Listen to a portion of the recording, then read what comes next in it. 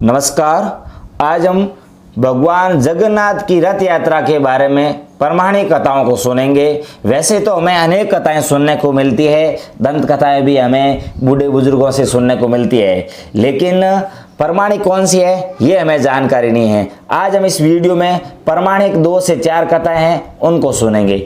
सर्वप्रथम पहली कथा है, जब राजा इंद्रद्युम्न ने जगन्नाथ, बलभद्र और सुभद्रा की मूर्तियां बनवाई तो रानी गुंडीचा ने मूर्तियां बनाते हुए मूर्तिकार विश्वकर्मा और मूर्तियों को देख लिया, जिसके चलते मूर्तियां अधूरी ही रह गई। तब आकाशवाणी हुई कि भगवान इसी रूप में स्थापित होना चाहते हैं। इसके बाद राजा ने इन्हीं अधूरी मूर्तियों को मंदिर में स्थापित करवा दिया।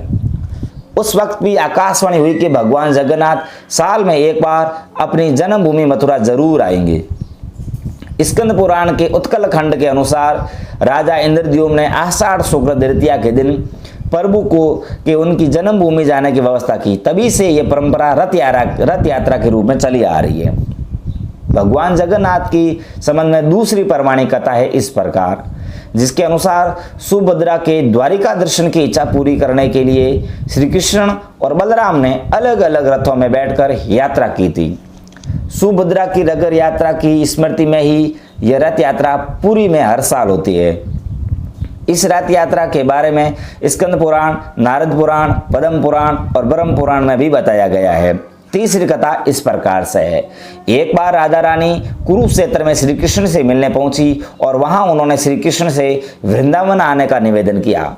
राधा रानी के निवेदन को स्वीकार करके एक दिन श्री कृष्ण अपने भाई बलराम और बहन सुभद्रा के साथ वृंदावन के द्वार पहुंचे तो राधा रानी, गोपियों और वृंदावन वासियों को इतनी खुशी हुई कि उन्होंने तीनों को रथ पर विराजमान करके उसके घोड़ों को हटाकर उस रथ को खुद ही अपने हाथों से खींचकर नगर का भ्रमण कराया। इसके अलावा वृंदावन वासियों ने जग के नाथ अर्थात उन्होंने जगन्नाथ कहकर उनकी जय जयकार की। तभी यह परंपरा वृंदावन के अलावा जगन्नाथ में भी प्रारंभ हो गई। चौथी कथा इस प्रकार से है। चारण परंपरा के अनुसार भगवान द्वारिकाधीश के साथ बलराम और सुभद्रा जी का समुद्र के किनारे अग्निदाह किया गया। कहते हैं कि उस वक्त समुद्र के किनारे तूफान आ गया और द्वारिकाधीश जी के अध जले शव पुरी के समुद्र के तट पर बहते हुए पहुंच गए। पुरी के राजा ने तीनों शवों को अलग अलग रथ में विराजमान करवाकर और पूरे नगर में लोगों ने खुद रथों को खींचकर घुमाया और अंत में जो दारू का लकड़ी शवों के साथ तैर कर आई, उसी से पेटी बनवाकर उन शवों को उनमें रखकर उसे भूमि में समर्पित कर दिया था। इस घटना की स्मृति में आज भी इस परंपरा को निभाया जाता है। चारणों की पुस्तकों में इसका उल्लेख किया मिलता है।